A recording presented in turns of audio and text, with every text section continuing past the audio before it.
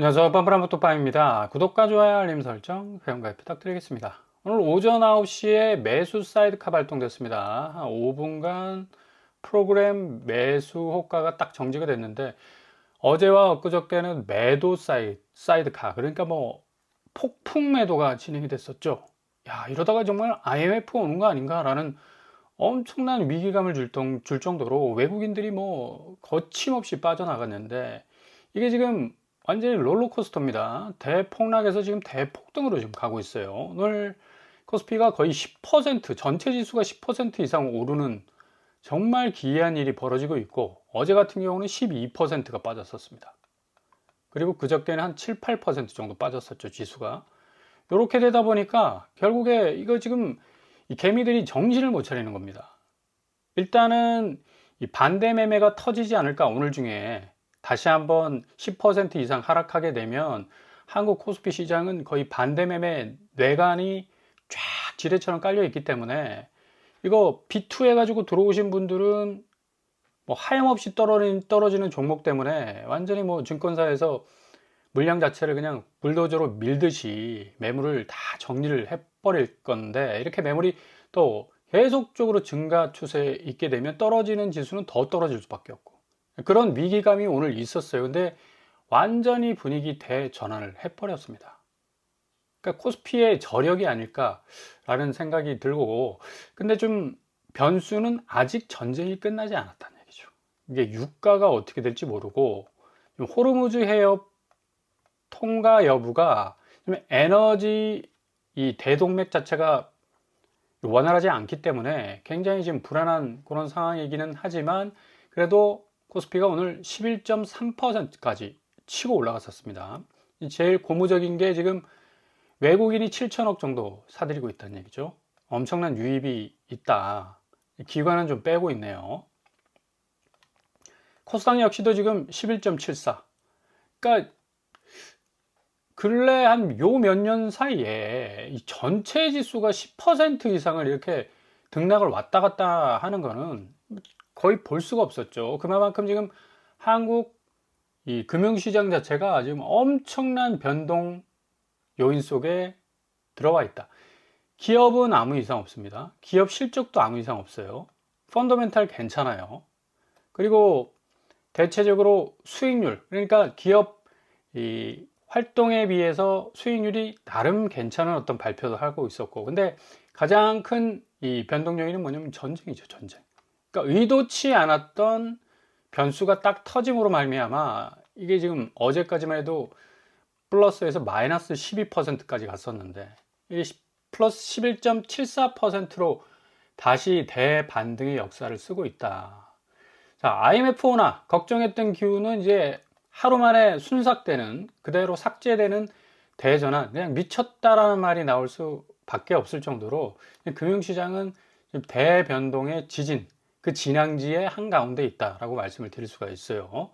자, 이런 이 변동 요인의 영향들이 지금 가장 근본적인 이 차이점을 보여주고 있는 곳, 바로 아파트 시장과 금융 시장인데, 아파트 시장은 지구력이 많이 떨어지죠.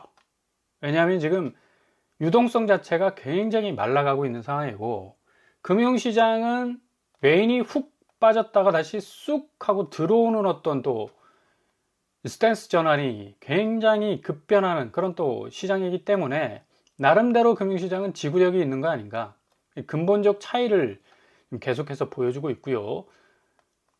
질주하는 코스피가 이틀간 거의 20% 이상 빠졌다는 것은 거의 두 눈으로 봐도 믿을 수 없는 상황이었는데, 오늘 다시 플러스 10% 이상 끌어올린다는 것 자체도 믿을 수 없는 상황. 그러니까 굉장한 지금 변동성 상황 속에 있다는 얘기입니다. 그래서 섣불리 또 여기 수익을 내기 위해서 진입하기도 좀 약간 애매한 부분도 있고, 또 외인 수급이 또 어떻게 변할지 모르고, 트럼프의 정책과 지금 전쟁 상황이 유가와 환율에 어떤 영향을 줄지 모르는 상당히 모호한 상황이 진행될 수 있다. 그렇기 때문에 좀 조심을 하셔야 되겠고요. 자, 두 자산 시장의 근본적 차이가 뭘까? 제가 누누이 말씀드렸지만 수급의 차이입니다. 수급의 차이. 아파트 시장은 지금 돈이 빠져나가고 있죠. 근데 금융시장은 지금 돈이 들어오고 있다. 근데 이 두 시장을 둘러싼 가장 큰 변수는 지금 전쟁이다. 이게 제가 보기에는 이번 주말 혹은 다음 주 해서 전쟁의 모멘텀이 아마 나올 가능성이 높습니다. 이제 거의 이란의 여러 가지 전쟁 수행 능력이 급격하게 지금 미국의 폭격에 의해서 떨어져 가고 있고, 호르무즈 해협에 대한 어떤 이 컨트롤 자체도 굉장히 지금 약화되고 있다. 결국 가서는 퇴로를 열어주고 항복을 받아내는 그런 어떤 수순으로 가게 될 건데, 이렇게 되면 이제 금융시장의 수급은 더 커질 가능성이 높다는 얘기죠. 코스피 오늘 뭐 제가 초반에 말씀드렸듯이 7천억 이상 외국인이 들어오고 있다는 얘기고, 이런 어떤 수급 현황 때문에 지수는 올라갈 수밖에 없는 거고, 전날 한국 시장을 외면했던 외국인들이 미친 듯이 매수세로 전환해서 수급이 지금 폭발하고 있습니다. 그러니까 지금 제가 초반에 말씀드린 매수 사이드카가 발동이 된 거 아닙니까? 그만큼 지금 아파트 시장하고 금융시장은 이렇게 돈의 인풋, 아웃풋이 질적으로 다릅니다. 그리고 아파트 시장 자체는 결국 계속해서 돈이 지금 점점 말라가는 추세고, 금융시장은 전쟁에는 큰 변수가 터졌지만 그래도 들어오고 나오고 하는 그런 어떤 속도가 굉장히 빠르고요. 자, 아파트 거래량 보시면 34건에 그치고 있죠. 3월달 됐는데 역시나 인구 1000만이 살고 있는 서울시장의 아파트 거래량은 거의 보이지 않을 정도로 쪼그라들고 있다. 거래량이 이렇게 줄어든다는 얘기는 앞으로 거래가가 더 떨어질 가능성이 높다는 얘기입니다. 거래량이 준다는 얘기는 결국에 와서는 현금화 시키기가 어렵다는 얘기예요. 현금화 시키기 어려운 아파트 누가 들고 있으려 하겠습니까? 그리고 5월 9일날 양도세 중과가 종료가 딱 되는데 다주택자들은 공격적으로 매물을 내놓을 수밖에 없겠고요. 이렇게 정점을 찍었었던 거래량은 이제 거의 찾아보기 힘들 정도로 엄청나게 더 내려갈 전망이 큽니다. 지난달 2월달 3,400건에 그쳤죠. 지지난달 1월달 5,200건인데 지금 뚝뚝뚝 떨어지고 있지 않습니까? 가격도 역시 똑같이 거래량과 비례해서 뚝뚝뚝 떨어질 가능성이 높다. 그러니까 지금 진입을 고민하고 있는 다주택자들 상당히 여러모로 지금 초조할 가능성이 높습니다. 어떤 진입이냐? 내가 이 상황에서 요 가격 가지고 팔아야 되느냐 말아야 되느냐, 이 포인트 자체가 지금 모호하다는 얘기예요. 근데 지금 굉장히 망설이다가는 그동안 눌러놨던 시세 차익이 이만큼인데 이거 다 세금으로 또 환원될 수 있는 엄청난 또 부담감을 가질 수밖에 없죠. 그리고 동시에 또 무주택자들 역시도 상당 부분 지금 이 관망세, 어떤 포인트, 내가 어디에서 살 것인가에 대한 여러 가지 고민들이 있겠지만 확실히 집값이 떨어지는 추세에 갈 것이 충분하기 때문에 잘 지켜보시면 되겠습니다. 자, 아파트 시장은 지금 대체적으로 수급 개선 기대하기 힘들다. 들어올 수 있는 돈 이제 거의 말라버리고 나갈 수 있는 돈도 지금 수익률 극대화하기 어렵잖아요. 그러니까 아웃풋 하기도 지금 굉장히 힘든 상황입니다. 이렇게 되기 때문에 두 자산 시장의 명암은 극렬하게 대비점을 맞이하게 될 가능성이 높다. 자, 이런 상황에서 지금 오늘 금융위에서 5일 날짜로 1주택자, 그러니까 비거주 1주택자죠. 전세 보증 제한하는 전세법 추진합니다.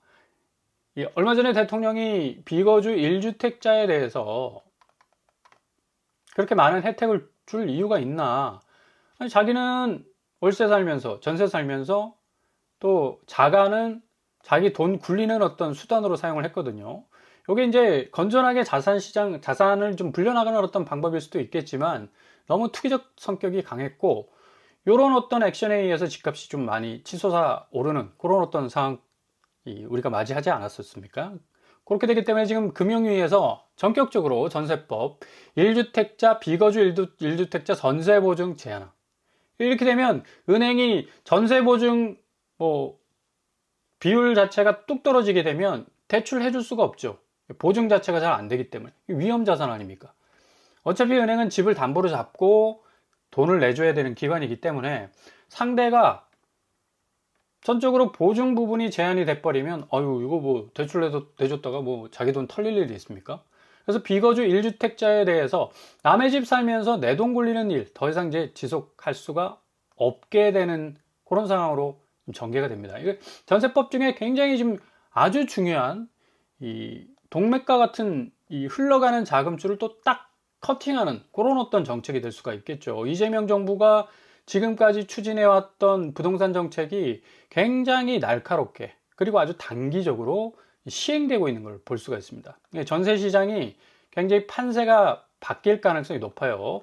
자, 이렇게 되면 1주택자, 그러니까 비거주 1주택자 역시도 자기 집을 좀 은근슬쩍 내놓을 가능성, 굉장한 고민이 될 수밖에 없습니다. 자기가 그냥 아예 그냥 들어가서 살거나 아니면 그 집을 팔아버리거나 양당 간의 결단을 해야 되겠죠.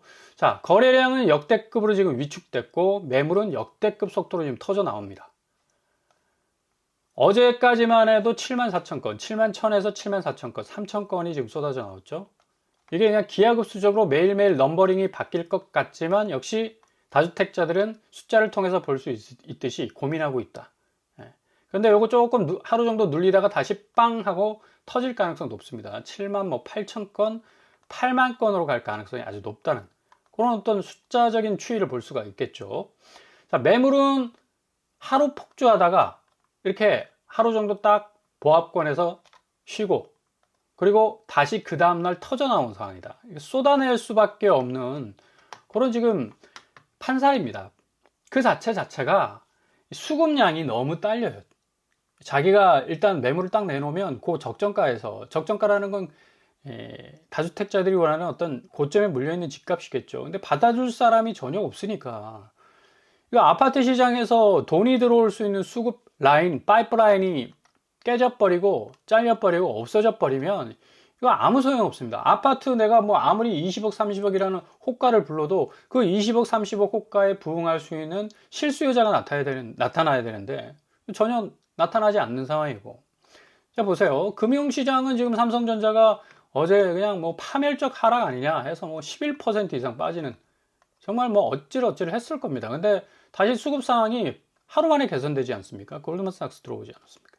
그러니까 외국계 지금 이 자본들이 다시 들어오고 있다는 얘기예요. 수급이 개선이 되니까 14%까지 올랐던 거고, 지금 하이닉스 역시도 15%까지 찍었었죠. 지금 뭐 모건 스탠리, 골드만삭스, JP 모건, JP, 종필이형이라고 불리는 JP 모건까지도 지금 달라들었네요. 그만큼 지금 외국 수급 개선이 확실하게 지금 이루어지고 있기 때문에 15% 이상 지금 찍고 있는 그런 상황입니다. 뭐 어찌됐든 개미털기로 그냥 고점에 딱 물려있는 개미털기 다 털어내고 그냥 주가 뚝 떨어뜨려서 주가 떨어지면 메인 자본 들어와서 이거 다 주워가지고 다시 천문학적인 금액 매수 딱 쳐버리면 다시 올라가겠죠. 그러니까 이런 식으로 반복이 되는 거예요. 고점에서 이제 먹고 빠지는 그런 상황이 지금 지속이 되는데 다시 뭐 훅 하고 들어오는 지금 수급 현황이 지금 진행이 되고 있습니다. 이게 전쟁 국면이 빨리 회복이 돼야지 이런 어떤 극단적인 어떤 롤러코스터를 타는 듯한 그런 주가의 궤적은 좀 안정화되지 않을까라고 볼 수가 있습니다. 그만큼 지금 한국 시장이 매력적인 곳이다 라고 또 반대적으로 이해를 할 수가 있겠고요. 일단 단기간 안에 수익률을 기대할 수 있는 곳이고 지금 뭐 나스닥 같은 경우는 거의 한 4개월, 5개월 동안 보합권에 있었고 니케이 같은 경우도 많이 올라봤자 2, 3%였습니다. 그러니까 아시아 시장에서 가장 매력적인 한국 시장이 그만큼 코스피가 올라줬기 때문에 외인 수급률이 어마무시했던 거죠. 근데 지금 아파트 시장은 현금화가 당장 어려워요. 사막화가 지금 쩍쩍 갈라지고 있죠. 진행되고 있다. 그만큼 상당히 현금 자체를 만질 수 있는 내가 아파트를 빨리빨리 팔아가지고 현금을 빨리빨리 돌릴 수 있는 그런 어떤 시스템 자체가 이제 완전히 무너졌다. 이런 어떤 여파 때문에 송파구 6억 6천 2월 20일 거래 하락하고 있고요. 30% 이상 빠지고 있네요. 서초구 레미안 원밸리 11억 2천 빠졌습니다. 15% 빠졌네. 레미안 퍼스티지 반포동 최고가 10억 5천 빠지고 있죠. 송파구와 지금 반포구가 굉장히 지금 빠지는 이 파이가 크다. 그만큼 다주택자들이 꽂아놓고 있는 매물이 시세 차익이 뭐 어마무시했기 때문에 요것부터 빨리 정리하자. 일단은 양도세 중과 피하기 위해서는 시세 차익이 굉장히 높은 것부터 빨리 정리를 해야지 유리한 국면 아니겠습니까? 시세 차익이 5밖에 안 되는데 뭐 이거 양도세 때려 맞거나 말거나 상관없지 않습니까? 근데 시세 차익이 뭐 20억 이상이다 이러면 이거 양도세 맞아버리면 세금을 10억 이상 내야 되는 그런 형국이니까 이런 것들이 계속해서 어찌 보면 호가도 내리고 매매가도 파격적으로 내리는 그런 양상으로 지금 진행이 되고 있죠. 강남은 다주택자들 매물 호가 다 내리고 있어요. 그리고 매매가도 내리고 샌드위치 하방 압력 받고 있습니다. 호가 내려와 또 매매가 내려와. 뭐 자기가 가지고 있는 아파트 자체의 어떤 가치 평가가 스스로가 딱 설정한 어떤 선상에서는 더 내려와야 된다. 그래야지 이 매물이 소화될 가능성이 높은데 노원구 같은 경우도 지금 4억 이상 하락하고 있고 10억이 깨졌습니다. 48평 대형 평수 아닙니까? 관악구 같은 경우도 40평짜리가 지금 10억이 깨졌어요. 이게 굉장히 의미가 있는 부분이죠. 이게 단지 뭐 20평짜리가 이런 어떤 가격으로 나왔다면 별 의미가 없는데 대형 평수 거거익선하지 않습니까? 그래서 서울에서 평수가 크면 클수록 더 시세 차익 땡겨갈 수 있다라는 말이 있는데 이제 대형 평수에서도 10억이 깨지는 노원구와 관악구의 양상 볼 수가 있다는 얘기죠. 그리고 노원, 금천 이렇게 대형 평수에서 10억대가 깨진다는 얘기는 다주택자 매물, 그러니까 다주택자들이 소형 평수, 그러니까 비강남권은 소형 평수 쪽으로 접근을 안 했습니다. 대체적으로 이제 대형 평수를 이제 들고 있는 그만큼 이 가격 자체가 더 오를 가능성이 높기 때문에 강남 쪽도 뭐 대형 평수 들고 있을수록 올랐지만 비강남권도 노원구, 관악구 뭐 회전율 굉장히 높은 것 아닙니까? 이런 것들도 대형 평수가 그래도 쏠쏠하게 아주 대형 평수는 아니지만 30평대에 근접한 평수들은 그래도 회전율이 괜찮았거든요. 근데 요거도 이제 10억대 깨지고 다주택자 강남뿐만 아니라 비강남권 매물도 팔리고 있는 분위기로 가고 있다. 쩍쩍 지금 뭐 금이 가고 있죠.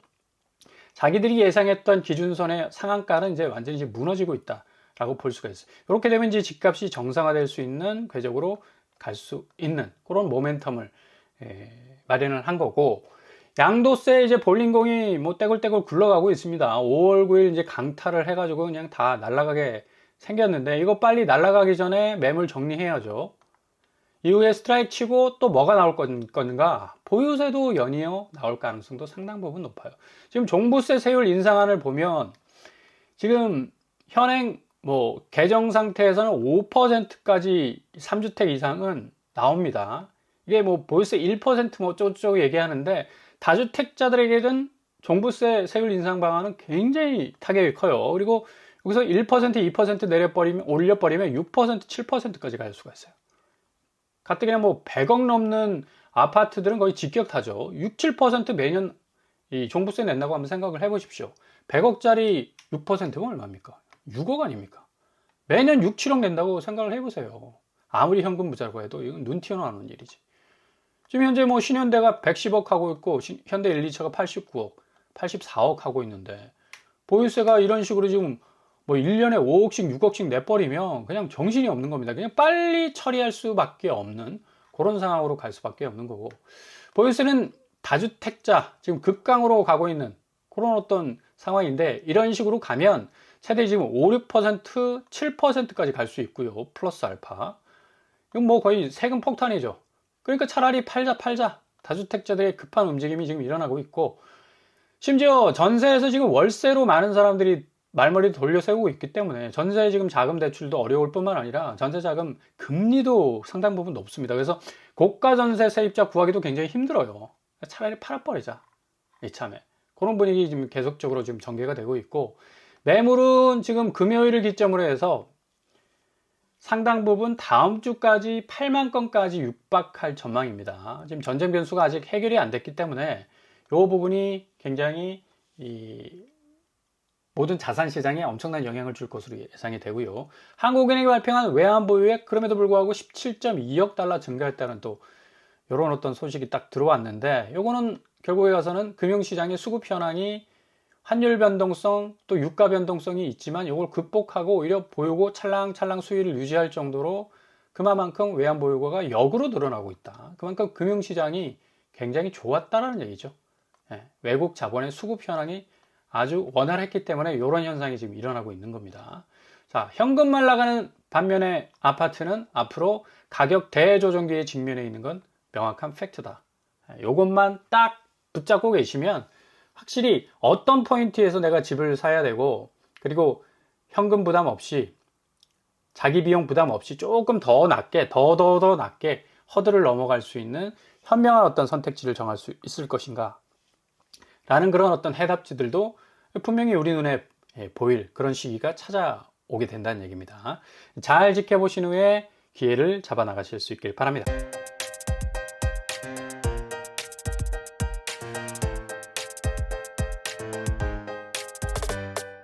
오늘의 부동산 캐릭터죠. 보유세 부분이 굉장히 지금 뜨거운 감자가 될 가능성 높다. 계정안 보면 뭐 5%, 6%, 7%까지 갈 가능성도 높고요. 이거 100억짜리 아파트 갖고 계신 분들은 매년 5억에서 7억까지의 보유세를 내면 이건 포기를 해야죠, 아파트를. 자, 전쟁 변수에 의해서 주가가 왔다 갔다 하고 있지만, 그럼에도 불구하고 이 금융시장의 수급 현황은 그래도 개선되는 상황. 아파트는 현금이 말라간다. 자산시장의 두 운명이 어떻게 결정되는지는 뭐 눈에 보듯 불을 보듯 뻔하다라고 볼 수가 있겠네요. 잘 지켜보신 후에 선택지를 정하실 수 있길 바랍니다. 운동을 합니다. 항상 여러분의 길이 꽃길만 되실 수 있길 바랍니다. 자, 오늘 뻔뻔한 먹방을 마치겠습니다. 구독과 좋아요 부탁드립니다. 감사합니다.